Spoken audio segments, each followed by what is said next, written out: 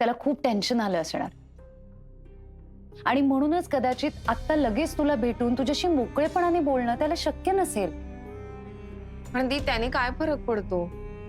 नाही म्हणजे या दोन गोष्टींचा खरं तर काहीच संबंध नाहीये ना. त्याला हे कळण्याआधी पण आमची मैत्री होतीच, आम्ही व्यवस्थित बोलत होतो. आणि तुला खरं सांगू का दी, मला माहितीये त्याची फॅमिली, मी त्याच्या आई बाबांना खूप वेळा भेटले आणि ते मध्यमवर्गीय त्याचा अंदाज मला आधीच आला होता. तरी पण मी बोलतच होते ना, कारण मला नाही फरक पडत.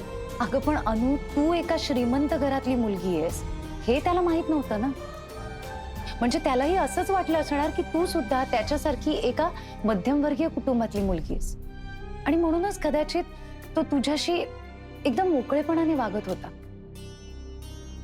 पण तुला सांगते अनु, पुरुषांना त्याच्या समोरच्या माणसाच्या फायनान्शियल स्टेटसचा खूप फरक पडतो. त्यांचा मेन इगो आड येतो. नाही नाही नाही, पण अथर्व असं नाहीये, नसेल. नाही, नसेल तर उत्तम. पण मगाशी त्याचा पडलेला चेहरा खूप काही सांगून गेला. अनु, त्याला ही न्यूज खूप अचानक कळली, त्यामुळे ही गोष्ट पचायला थोडासा वेळ दे.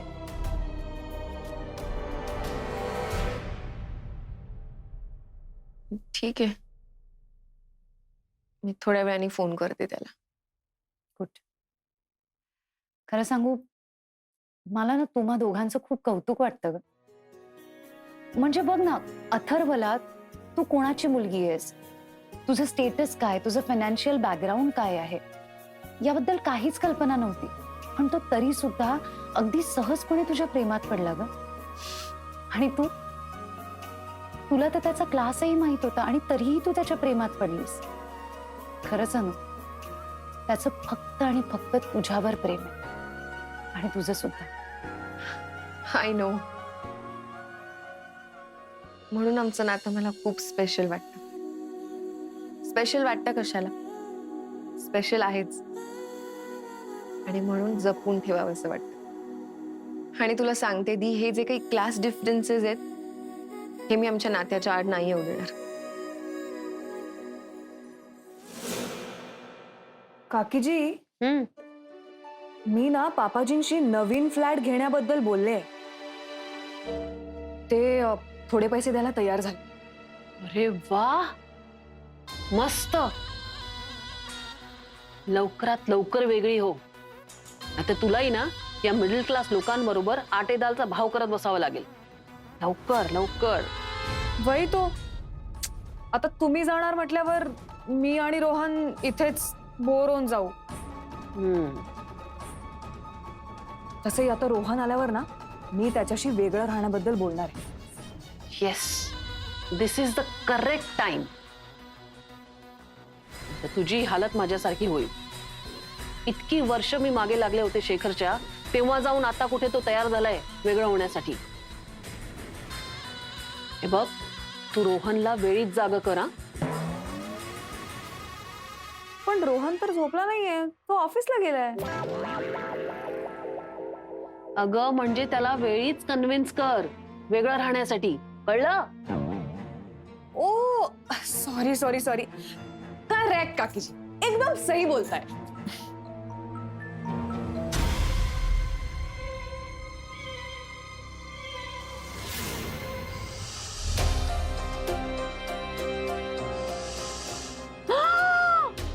काय झालं काकीजी? अरे, मी तर आताच म्हणाले की एकदम सही बोलताय, मग तुम्ही का ओरडलात? जी नेल पेंट पण खराब झाली. अगं तुझ्या बोलण्यावर नाही ओरडले मी. हे बघ, हे बघ, हा फोटो बघ, हा फोटो बघून घेऊन चालले. अरे काकीजी, तुम्ही असं ओरडलात जसं काय कुठली भूतनी बघितलीये तुम्ही. ही तर सोनी कोडी आहे. ही सोनी कुडी आहे? अगं हीच जी त्या दिवशी आपल्या मानगुटीवर बसली होती. या दीड शहाण्या मुलीमुळेच माझी अॅनिव्हर्सरी स्पॉइल झाली होती. अगं हिच्याचमुळे नाही का त्या दिवशी त्या रस्त्यावरच्या म्हातारीला आपल्याला डॉक्टरांकडे न्यावं लागलं होतं.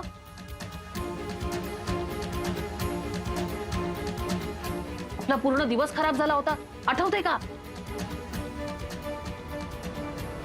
अरे हा, ही तर तीच मुलगी आहे. पण हिचा फोटो या मॅगझिन मध्ये काय करतोय? मेरा मतलब की या मॅगझिन मध्ये रिच लोकांचे, क्रिकेटर्स, सेलिब्रिटीज यांचे फोटोज असतात ना?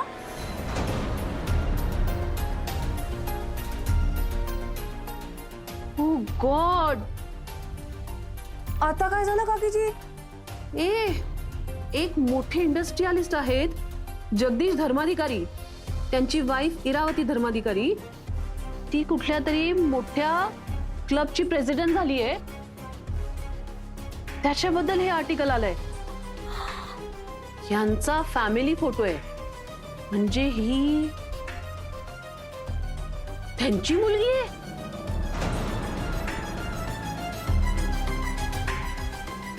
एवढ्या श्रीमंत घरातली. हाय रब्बा, मतलब तुम्ही जिला मिडल क्लास आणि डाऊन मार्केट समजत होता, ती हाय क्लास आणि रिच निघाली.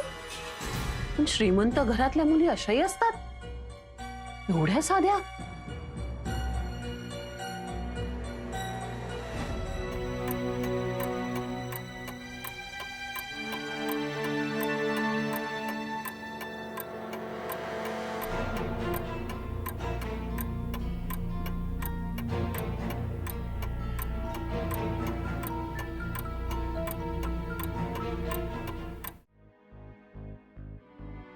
हो, हं.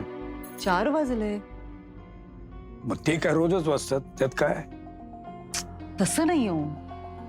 म्हणजे अथर्व आणि अनन्याचं जेवण झालं असेल ना, मग फोन यायला हवा आहे वाना.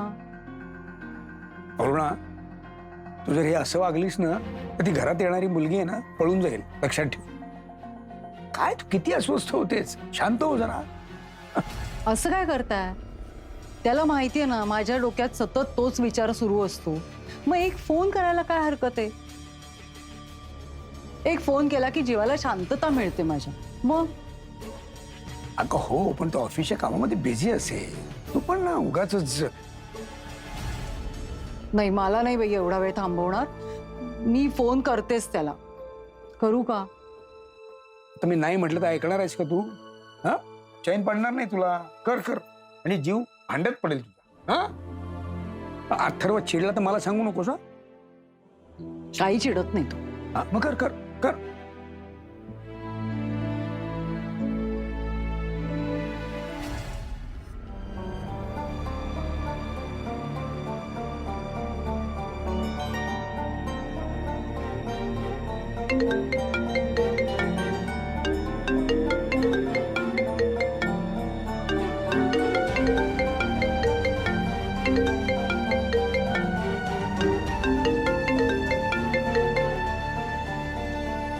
हॅलो. हा अथर्व, झालं का बोलणं अनन्याशी? आई मी आत्ता जरा कामात आहे. ते कामात तू नेहमीच असतोस. मला सविस्तर बोलणं झालं का नाही तेवढं सांग. हो का नाही असं सांग.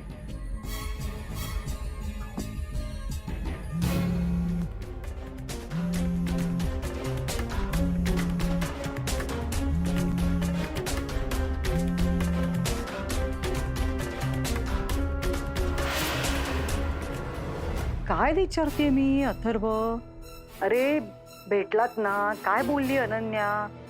4 वाजत आले, फोनच नाही केलास तू मला. वाट बघतेय मी तुझ्या फोनची. अगं हे अरुणा, एवढ्या सगळ्याचं हो का नाही मध्ये उत्तर देणार आहे का तू? काय तू?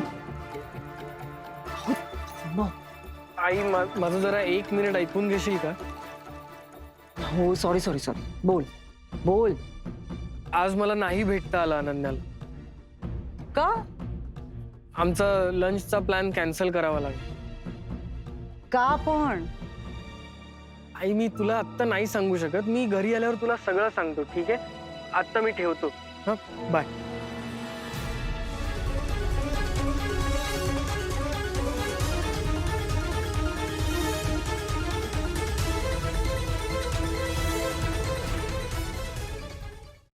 काय ग?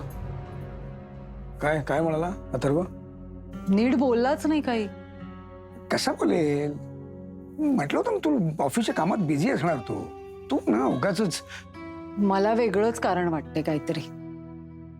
म्हणजे अहो भेटलेच नाहीत ते दोघं, काही बोलणंच झालं नाही म्हणे.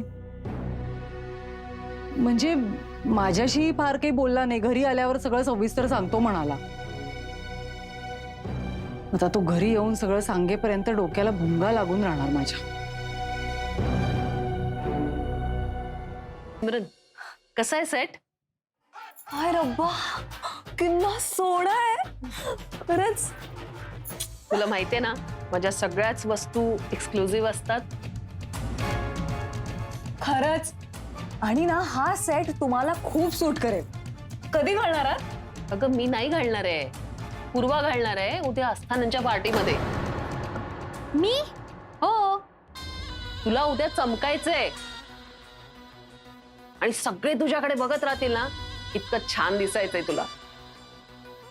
प्लीज डोंट वरी, मी तुझ्यासाठी एक मस्त ड्रेस पण सिलेक्ट करून ठेवलाय. अगं मम्मा, पण मी काय करू पार्टीत येऊन? अगं काय करू म्हणजे अस्थानाच्या मुलाशी मैत्री करायची आहे. तुला माहितीये ना तो स्टेट लेवलला क्रिकेट खेळतो. आणि क्रिकेटर्स ना सोन्याची खाण असतात. एकदा का असा श्रीमंत मासा गळाला लावलास ना की तुझं लाईफ सेट होऊन जाईल. काकीजी तुम्हाला इतके सॉलिड आयडियाज कुठून येतात? खरंच तुम्ही ग्रेट आहात हा. एक मिनिट, हे बघ मम्मा, अगं असं ठरवून इम्प्रेस करणं, प्रेमात बिमात वाढणं मला नाही जमणार आहे ग मम्मा. त्यात काही एवढं नसतं पूर्वा. न जमण्यासारखं काय आहे त्यात? थोडं तरी डोकं वापर. मग काय तर. अब मुझे देख लो, मी रोहनला पण असंच पटवलंय. सिमरन तुझं उदाहरण देऊ नकोस, तुझं चुकलंय. मी आपल्यापेक्षा जास्त श्रीमंत मुलाला इम्प्रेस कर असं म्हणते तिला. आणि रोहनशी लग्न करून ना रोहनची लॉटरी लागली, तुझी नाही. हो ते पण आहे. आता बघा ना मी किती चांगली आहे. आता बघूया आज अथर्व येऊन काय. दादूचं काय?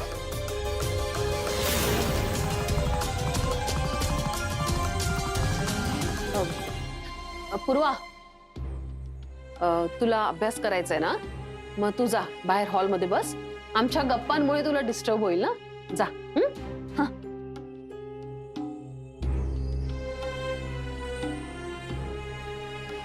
अगं जा ना. नाही, मी ऍक्च्युली माझ्या मैत्रिणीकडेच जाणार आहे अभ्यासाला. बरं चलो. बाय.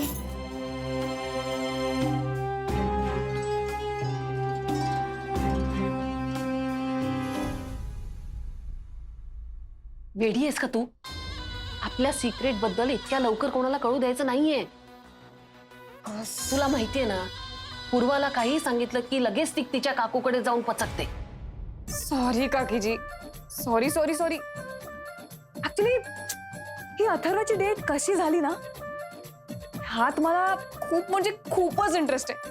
आणि एक्साइटमेंट मध्ये जरा माझ्या तोंडातून चुकून निघालं. एक्साइटमेंट आहे ना? हो. इंटरेस्ट आहे ना? मग अथर्व जेव्हा घरी येईल ना तेव्हा नीट लक्ष दे आणि तो अरुषी काय बोलतोय हे नीट कान देऊन ऐक. ओके ओके ओके ओके काकीजी, डन. ऍक्च्युली ना मला अशी डिटेक्टिव्हगिरी करायला ना खूप आवडतं. इंटरेस्ट तर मलाही आहेच.